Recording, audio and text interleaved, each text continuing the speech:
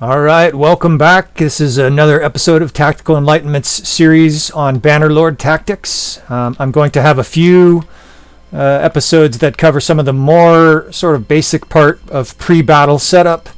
I'm not going to get deep into the weeds about, you want to have this kind of archer or X amount of cavalry. I like a pretty mixed army, just heavier on the archer side. I tend to use my archers very effectively, and so I typically have more archers than my other troops. But you see I have 137 infantry and 70 cavalry. Getting to what's called initiative on battle, it's actually beneficial in Bannerlord to be attacked. Now in real life, usually the attacker has the advantage. The attacker is choosing when they attack, usually the location from where they are attacking. Like you might choose, a forest where you're ambushing your enemy or something like that. Unfortunately, in Bannerlord, the defensive army has the advantage. They get to go hide in the easiest position of the map. The offensive player has to attack the defensive player. So the artificial intelligence, if you attack, a force, they may just sit in like the most nasty defensive position with their troops giving you the middle finger until you attack. You don't have that option. If you're attacking, obviously you must attack. Otherwise, you'll just sit there staring at your monitor, holding your own middle finger up. So that's an important thing to keep in mind. You always want to be attacked if and when that's an option. Now the AI does a pretty good job of deciding when to attack. It's not generally going to attack you when you're going to massacre it, right? It's going to run, and so that makes things a bit more difficult on that side. But that's what we're here for. We're here for difficulty. In my own campaign, I've decided I'm not giving any of this scum peace. I'm at war now with 7 different nations, kingdoms, I guess, and only the small Sturgeon Empire defending me. It's been very difficult, but that's by design. I want to be attacked as often as possible, and because I'm very late game, the armies that I'm seeing are huge. In fact, this is not a big army that I'm opposing here. Sometimes I see armies over 3,000, as you probably know if you've seen any more of the videos on my channel. All right, so we've covered initiative. Speaking of initiative, we're making the attack here. We're not going to wait for the garrison. Now the garrison does come out in this situation, but the militia does not. So you won't see the militia up there. The whole force of the castle is, 540. Those terrified militia members are watching, I guess, from the castle walls, eating sandwiches or going after the ladies' maids. Who knows? All right, so into battle we go. The next thing we're going to talk about is group captains and perks for your formations. I'll get a little bit into, I think, how many groups the average player should probably have. But I think another important aspect is your group captains. So when you go up here to the top of your menu, it shows you the available captains. I've got a bunch of other captains that are down there that are part of what's called my 8th Corps. I don't need to use any of those guys. I've got enough here to select from. But what you want to do is you want to try to align these with your parties, your different divisions of your army, to the best possible advantage. So I know, like this guy, he's riding a horse. You don't want to have a guy who's riding a horse leading infantry, or infantry being led by a cavalryman, because it makes the formations kind of haywire. So this guy's riding a horse, and it says he has a banner that decreases the taken melee damage, right? So I'm going to stick this guy on my 3rd Cavalry, and I'll explain when I get to sort of my battle layout why I'm doing that. This guy here, you can also, by the way, you can see the statistics of the captains, and if you hold the Alt button, ALT button, it brings up this huge list of, well, in this case it's huge, it brings up a list of perks that this individual captain brings to the group that they are assigned to. So you can see this particular captain, because the statistics are so strong, he's a veteran of war, right? This guy's used to just killing everything in his path.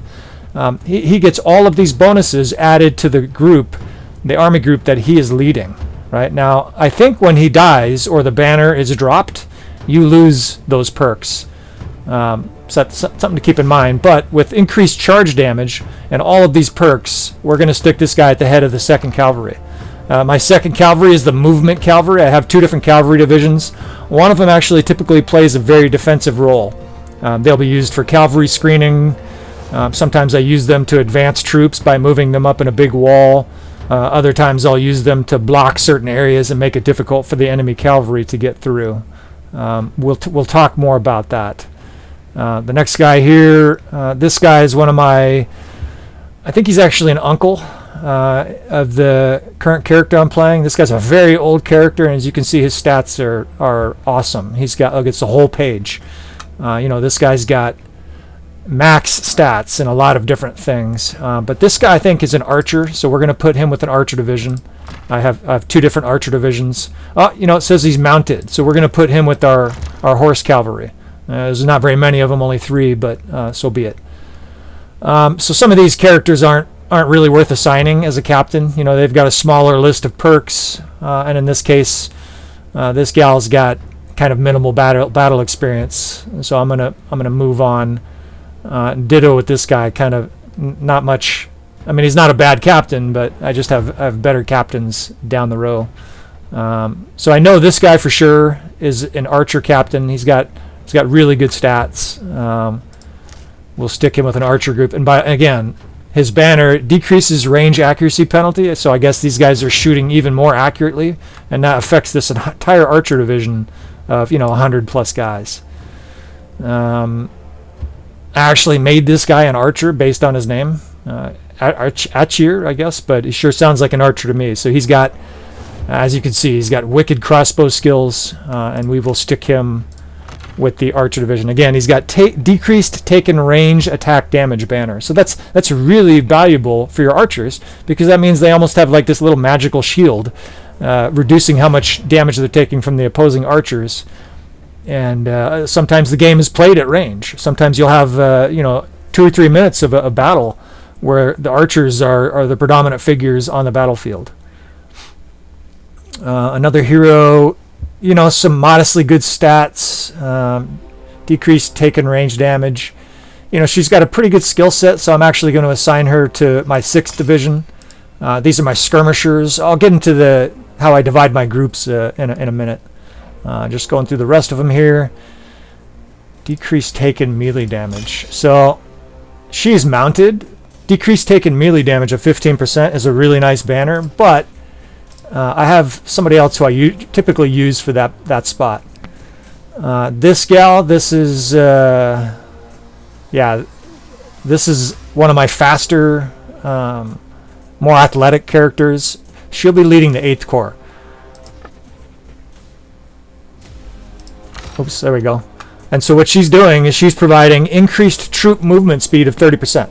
So the reason that's super valuable in this case is my 8th Corps is kind of like Napoleon's reserve guard, but in my case I use them tactically, almost like assassins. When the battle is at a difficult moment, or the enemy is starting to turn the tide, I often use my 8th Corps to roar into battle.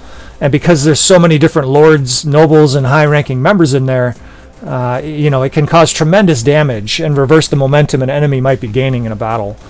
So my 8th Corps, I want it to move fast, and of course be full of high-level troops. Any of these troops that are sort of inadequate to lead a division, they will be dropped down in my 8th Corps and be part of that murderous division. So just looking at a few more of my characters here. As another archer character at this stage. This is typically the guy who I put in charge of my 1st infantry. He gets increased melee damage. So the group that he's leading is going to go in and just, these guys are just berserkers right out of the gate. And he has this huge list of other perks that he's going to add to the division. So he goes up there. So the rest of these, I'm just going to toss them all down into the 8th Corps. And that's again, I don't need it to be quite that many people. It's nice if it's like 50, 60. But my 8th Corps, again, is, as you'll see when you watch battles, it's a very powerful division. Now the 8th Corps is actually accounting for a lot of my infantry here. You can see I don't actually have very many infantry. I have something like 50 or 60, 70 infantry besides the 8th Corps, and that's on the low number. I would encourage you to have, for a full-size battle like this, probably twice that. But as you can see, when we start here. The way I use my cavalry kind of makes this irrelevant. All right, so now we'll get into the little bit of the weeds here with this part of the battle setup. So this little plus button up here, this allows you, of course, to set it whether you want it to be melee, archers, cavalry, or a mix. Right? You can have melee and archers. I tend to go with non-hybrid groups.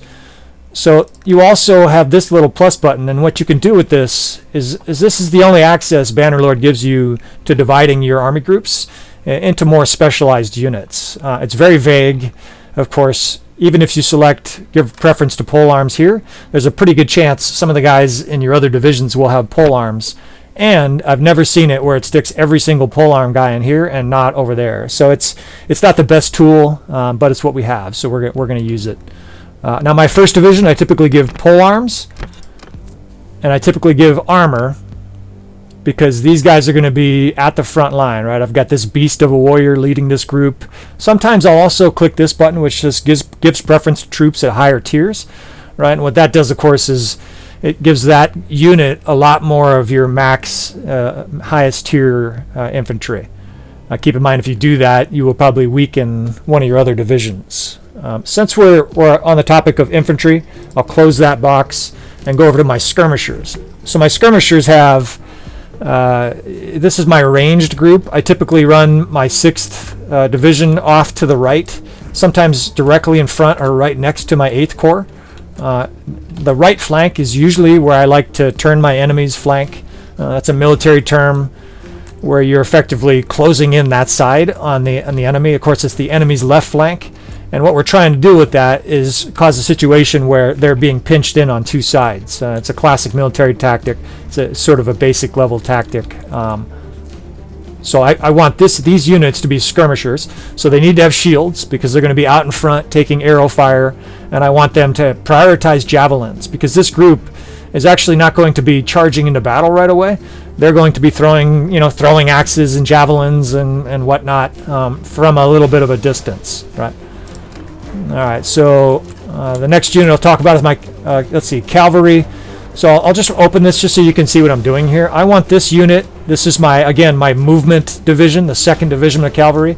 I want this to have my best cavalry with heavy armor and pole arms, which in this case includes lances, right? I want these guys spearing guys in the face. And then shields are always good too because they're going to be flying around the battlefield ahead of the rest of my units a lot of times. That said, almost every cavalry has a shield. You'll find some horse archers that don't, but most of them do, so that might not even be necessary. And I actually do want to prioritize shields here. So my 3rd Cavalry, one of the major roles that they provide is they provide a defensive wall where I will line them up in a big long wall. In this case, I actually want a few more members. And that wall really slows down enemy cavalry from getting into your back lines. The game, in real life, a big long line of infantry does pretty good at stopping cavalry from charging through it. But unless it's really densely packed in this game, infantry just don't cut it for trying to slow down cavalry. Even if they're all armed with pikes, they do a little bit better job. But I find a shield wall cavalry does a really good job of slowing down enemy cavalry from getting back into our lines. And of course, if we're running in an army with lots and lots of archers, one of the keys is that those archers don't have a big horse stomping them in the face, right? They need to be able to actually shoot, or else they're not very effective. If they're running, they're probably dying. And of course, on the offensive side, we'll be taking advantage of that fact, right? We want the enemy's archers running and moving around, and we want ours standing still, largely protected. So I'm probably spending a little bit more time than I wanted to on this. I'm going to speed it up just a bit. So I have 2 archer divisions, and they're generally about the same size. The reason I have 2 is that sometimes you want to have 2 targets. Sometimes you want to use one of them to come way off on a flank while you still have an archer division behind your main force. There's many reasons why I want more than one division, more than even that I can go into in just a short video like this. We've already talked to skirmishers, 37 skirmishers, a couple horse archers, and again, we've already talked about the 8th Corps.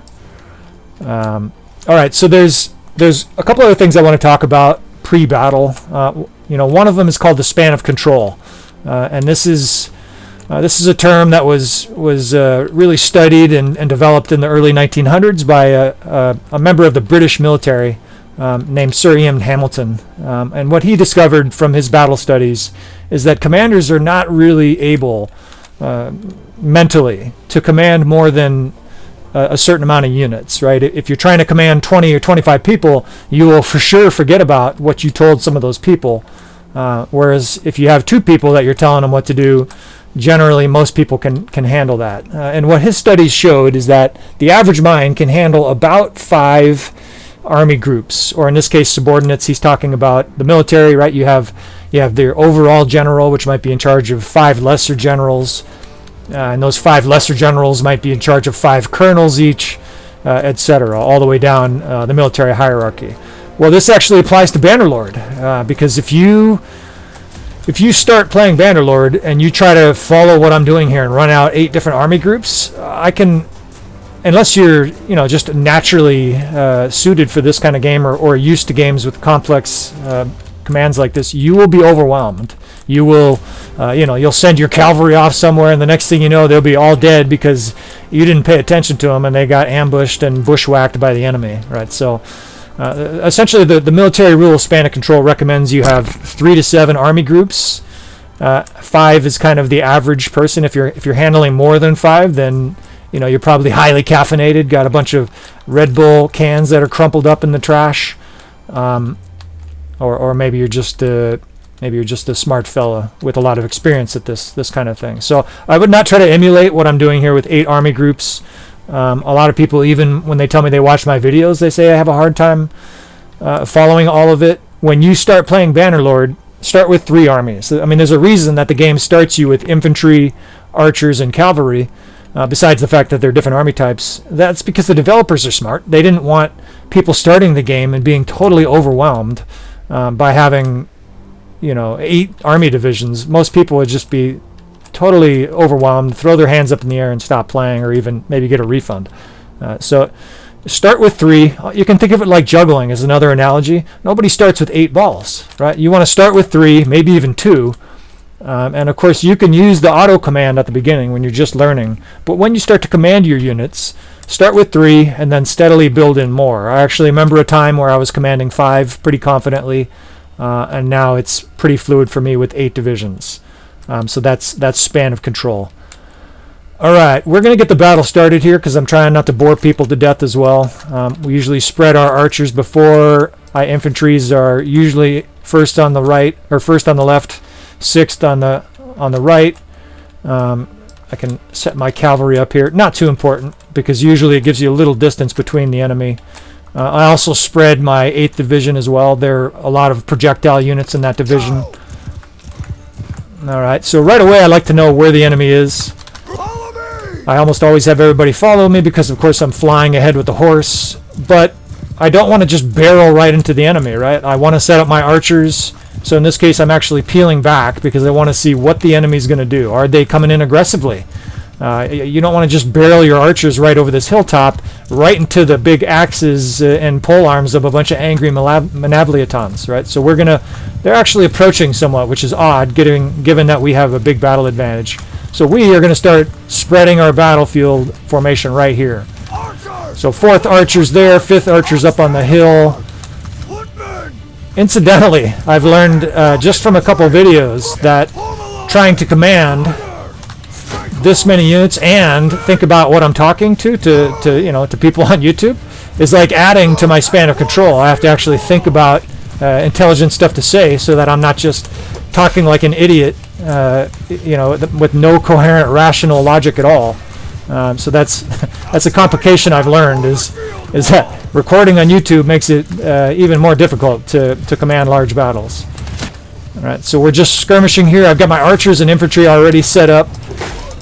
My character is running on normal player damage, so the other thing you'll probably see me do more in this fight than normal is kind of hang back and let my army do the damage. I typically raise my archers on both sides into shield wall. You're going to get pounded with arrows, and in this case the enemy has the elevation on us. But I have this large row of cavalry here. I mean, it's in a huge long row, and what they're doing if you can see right there, the enemy cavalry can't really get through, and so they're sort of hesitant to attack. Right, they get bottled up on that big wall of cavalry and then shot to pieces by archers. Right, that's one of the big disadvantages of cavalry is your head sticks above all the infantry, so you're getting just smoked with all kinds of different projectiles. Right. So again, speaking of span of control, my 8th Corps is running around right now. They're probably sick. All of them need motion sickness pills because normally I'd have them already set out, but I'm too busy talking to you folks. So they're literally running all over the place.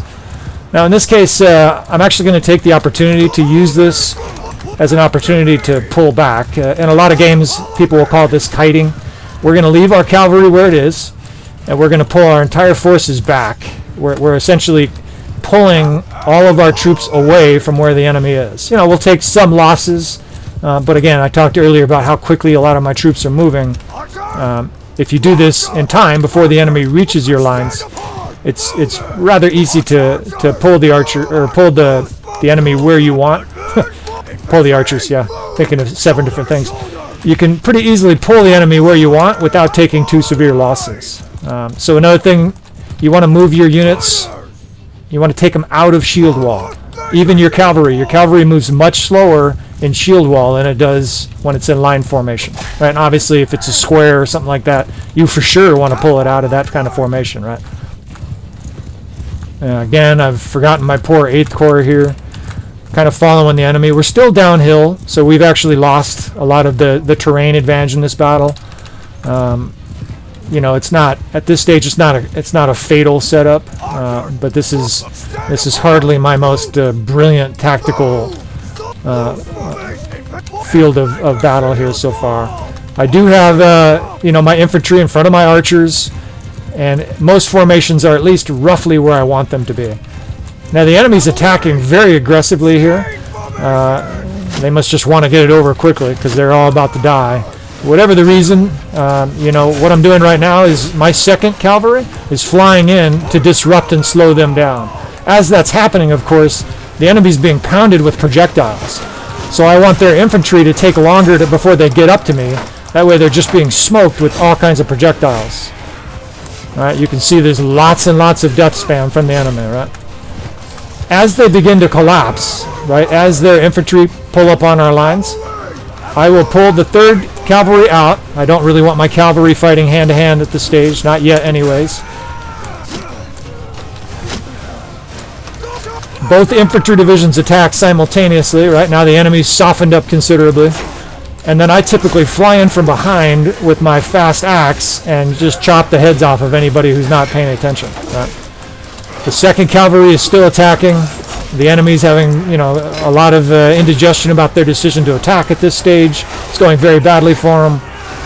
You know, these poor archers are just out in the open here, relatively undefended. All right, so the next thing that I want to be concerned about is this big wave the enemy has of archers, right? They have a lot of archers, and they are hitting us with arrows, right? I don't even have a shield yet. So what I'll do is I'll bring my 3rd Cavalry up. I usually try to acquire a shield. Now the infantry's still advancing forward, right? But I usually will pull my 3rd Cavalry up in shield wall formation, and what they do is they just totally clear a path. Bringing up the archers there. See, I can't even talk as fast as I want to give these troops commands. You're really going to have to bear with me. I'm not going to be able to explain everything. So now what's happening is as my infantry go through, they are being protected by this huge wall of cavalry, right? So their enemy archers really don't even have targets. The only thing they see are very angry infantrymen pouring through right behind, you know, cavalry that are also charging them. It's a very bad situation for the enemy. You know, again, the cavalry got back out of range a little bit, so again, I'll pull them right back into battle. All the meanwhile, my archers are also just raking the enemy. And, you know, the enemy is sending some cavalry down there, but when there's... You have to think about the numbers. When there's like 13 cavalry troops, you know, attacking your 200 archers, yeah, it's horse meat for dinner. You don't really have to worry about what's happening back there. Those guys can handle themselves. Look at this guy. Sometimes the AI is like, I can just take them all on. Yeah, well, he did. All right, so the reinforcements have arrived. I could just sit back and wait for them at this stage, since they're obviously playing very aggressively, but we're going to be the aggressor here. We're not going to just sit back and bore you to death with the 45-minute battle of defense. Still getting used to throwing my javelins with this new character. If you didn't see, this is a new character for me. He's quite foreign to me. And I've got another casualty of doing this recording. I have lost my primary axe. I think when I went down to get a shield, I wasn't paying attention close enough, and I lost the axe. So this is, probably one of my most brilliant early campaigns here, early battles, but it's not really going to matter. The purpose of this, of course, is instruction, showing you a little bit of battle tactics, and my guys aren't gonna need my assistance in this battle anyways. In fact, I think I'll just hide behind a shield for a little bit. Alright, moving the 3rd Cavalry up top of the hill for eventual flanking attacks on this archer formation. I've moved my 4th, 5th, and 8th Archer Division. Sometimes I call my Elite 8th Corps. Sometimes I will call them an Archer Corps, because at this stage they're still mostly archers. And then my cavalry gets sent into that archer formation.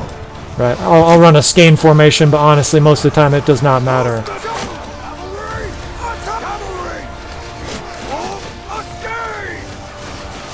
Kills me that I'm not being offensive here, but I don't have my axe, so we're just going to let our arrows and this cavalry just totally annihilate the enemy here. So this is still only the second wave of the enemy. There will be more waves. Typically in a battle this long, or this many troops, the enemy's going to have 3 or 4 waves. We're already down to mid-level tier enemy though, so this is not going to go real well for them. But of course we knew that at the beginning. So cavalry are still cycle charging. They're archers. In real life, they would be running in terror. Guys are getting cut apart by horses. But these are exceptionally brave soldiers.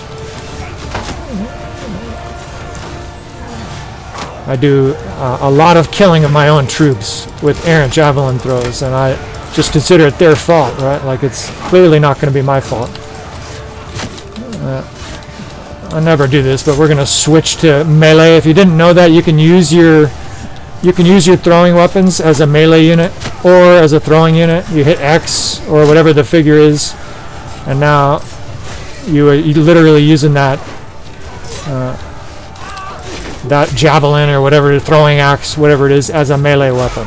I don't recommend it. In my experience, it's shit, right? Like he's poking this little stick at the enemy. I feel like I should be looking for a marshmallow, not the enemy.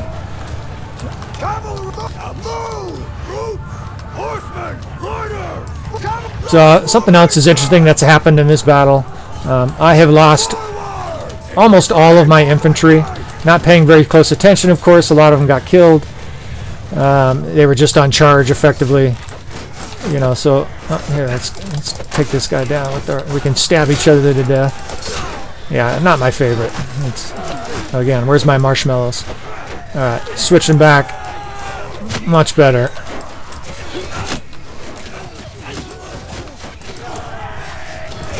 So the next enemy infantry line, enemy wave, is already upon us. Archers are back.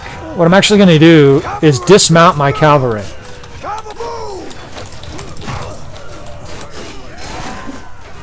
Once they're dismounted, I'm pulling them back, and that's effectively going to act as my infantry, since the game basically has decided, you don't get any infantry until reinforcements arrive, right?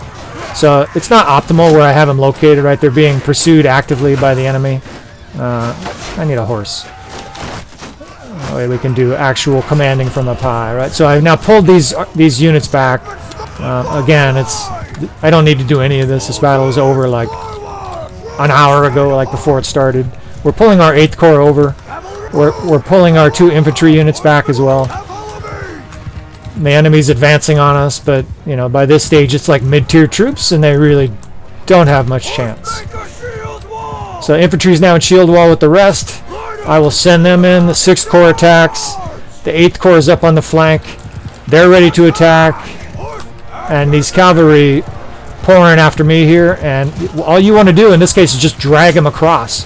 I'm not even attacking. I mean, I can attack, but all I'm doing is dragging this huge force of cavalry right through the archers, right? So they're charging almost by default, and in a way, you're micromanaging the control of your cavalry.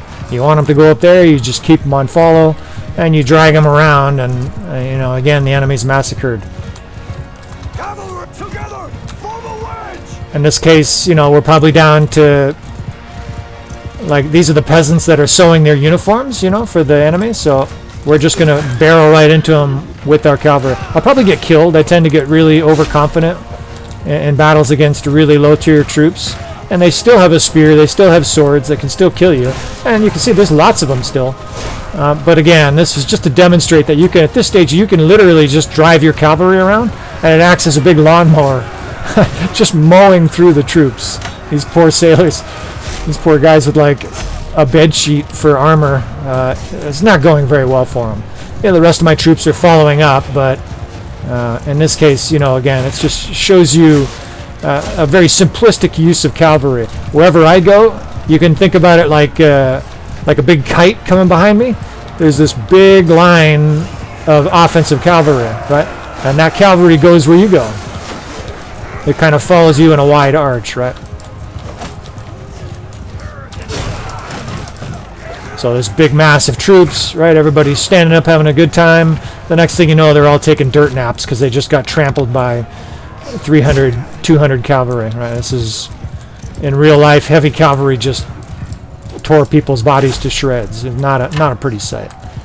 All right, so that concludes this battle. It was never really a battle to begin with. I mean, the enemy had a decent amount of troops, but poor tactics.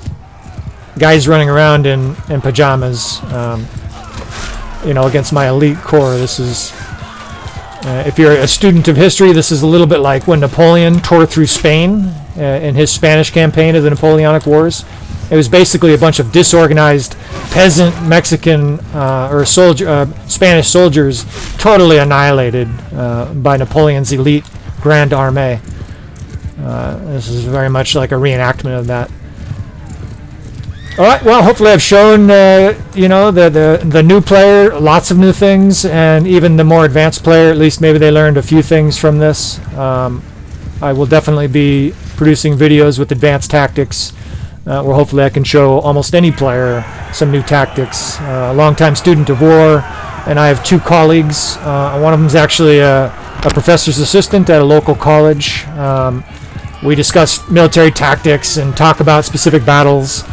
About they shouldn't have used a spear wall, or the biggest problem is they flanked instead of compacting their enemies. The point is I have this amazing resource, as well as some 30 years of studying the military and battles myself. I think I have a pretty large amount of knowledge and information to offer players of all levels. So thanks again for watching. Please subscribe, like, comment. The more participation I get from the subscribers in the community, it drives more algorithms, which will deliver more and more people to the channel. And of course, that'll just increase the value of the community. We'll get more people who know what they're doing. We'll get people joining as subscribers who are better than me, who know tactics that I haven't even thought of yet. So please subscribe, like, etc. And feel free to leave constructive criticism. Right? Like, hey, don't be a dipshit and drop all your weapons mid-battle. Like, you can't fight very well with bare fists, right? We all make mistakes. All right. Talk to you next time.